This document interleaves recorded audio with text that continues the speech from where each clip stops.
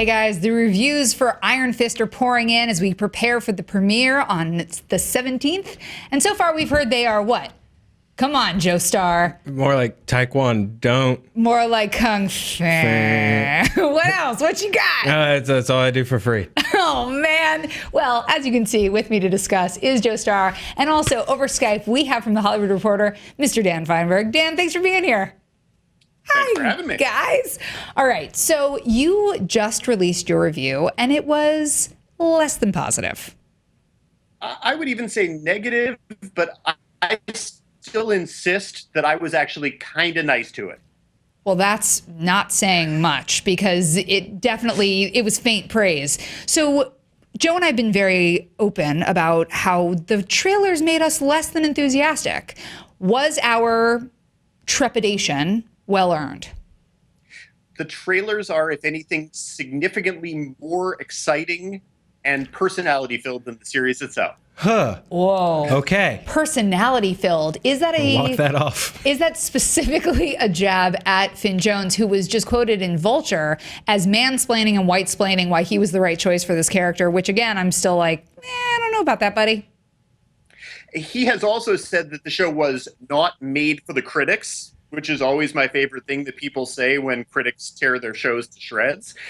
And so to his credit, sure, let's say that then if we want to. It definitely wasn't made for me. So he's right there. Was it made for Joe Star? Joe Star, who is a big fan of the comic. So I guess the two things I expect out of an Iron Fist show are like a lot of kung fu and then just weird mysticism, and you're shaking your head a lot. He's shaking his head vigorously.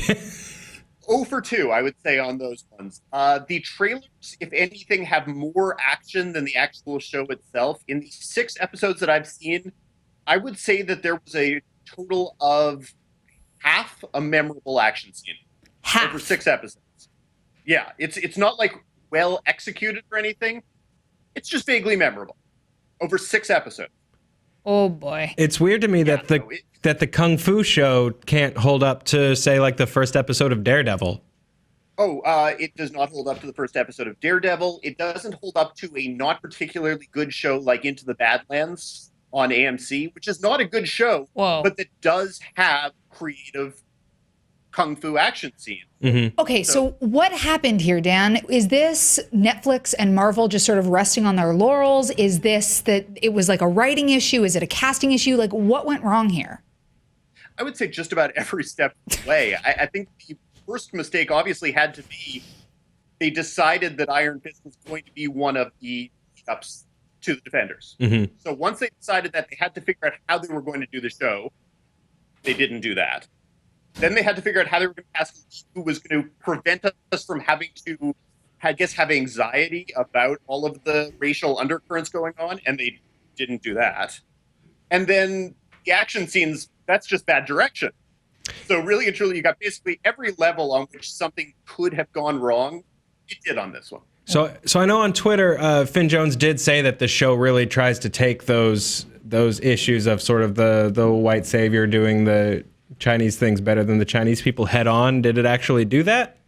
In the first 6 episodes, no, not at all. Okay. He's basically explaining to the Colleen Wing character why she's doing Kung Fu wrong. He's showing her up in terms of the spirituality that he's really into and she doesn't care about. So again, all of these things could improve in the 7 episodes I haven't seen. The action could become fantastic. Finn Jones could become dynamic and thrilling. It's not in the episode.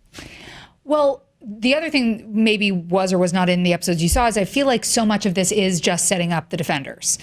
Is that what you saw, or is that sort of left to the back end 7 episodes? I would say it's been softly done thus far. There's some intersection between the shows, mostly in the form of Rosario Dawson's character. The best. But at least as of now, I don't have a sense of what the Defenders is, which then scares me because it means I'm going to have to watch the second half of the season. So I would like to have someone tell me after they've watched 13 that I could tune in episode 13, get caught up, and be fine. Because I really don't want to watch 7 more episodes of this. Man, okay. Were you a fan of Daredevil or Jessica Jones or Luke Cage or all of the above? I liked all 3. I think each one suffered from kind of common problems. I think these Marvel Netflix shows were all forced to go 13. and Agreed. none of them had 13 episodes of story. Right. So every single one of them, for me, fell apart in the second half a little bit. But that makes this even worse because all of those shows had 6 or 7 or 8 good episodes. And then fell off. So far, this one doesn't have that. Yeah. And usually those ones are sort of front loaded in a really great way. And then it's like episode 7, 8, 9, 10, it gets a little bit lax and then they pick it back up. If you were in charge, how many episodes would you make the rest of these shows? And how many more episodes would you give Iron Fist? Well, Iron Fist, none. Oh, man. One more so that we could go on to Defenders. I don't need any more episodes with this character. No, Defenders is only going to be 8 episodes, I believe. So what I would do is I would tell the writers to break a story and come back and tell me how many episodes worth of story they have. That's actually Like, I a much wouldn't better idea. think- Yeah, totally. All right. Well, is there anything that's great or memorable or sort of salvational about Iron Fist? There is nothing that's great or memorable. Whoa. That part I'll say without hesitation. Okay. I think that Jessica Henwick, who plays Colleen Wing, she is better than the other people in the show. And now whether that is because everyone else is so dull and she's less dull, I can't say. Like, maybe it really is because she's decent. But I think I'm kind of rating her on a curve because everything around her is so bad. You're just kind of grasping at straws at that point, just looking for something. Pretty much. Wow. Just trying to stay sane. Are you okay, Joe? Because I know that you're a fan of the comics. I'm a little sad, and even more than the comics, I'm a fan of just like good, old school Shaw Brothers kung fu, and that's really what I was expecting to get out of this show, and to see that we're just getting a Batman or an Arrow rehash is sort of sad. No, and that's what this is. And even the 6th episode, it's directed by the RZA, and you know that this is a guy who loves his kung fu. Yeah. So if you have a guy who worships those movies and he can't turn in a couple good fights in a kung fu homage, I don't know what you do then. Oh, man. You could hire someone who directs the things that RZA loves to direct it. That one's been curious to me. Like, we got the guy that really loves the things to direct the thing. And it's like, no, just get someone who directs him to direct it. Like, it makes more sense to me. Well, it seems to me like perhaps this was a writing casting issue. Like, I think that that's more than where the direction of the show, but I don't know. I haven't seen any of it yet. And honestly, based on what Dan's saying, you're me. I haven't watched any of them. Do I watch episode 1, 2, and 13? Do I watch episode 1 and 13? Do I watch episode 1, 12, and 13? Do I watch episode 0 through 0? Okay, I would definitely say you could watch episode 1 and maybe you'll find Finn Jones more interesting. Maybe. But I can tell you there's half an action scene in the first episode, maximum.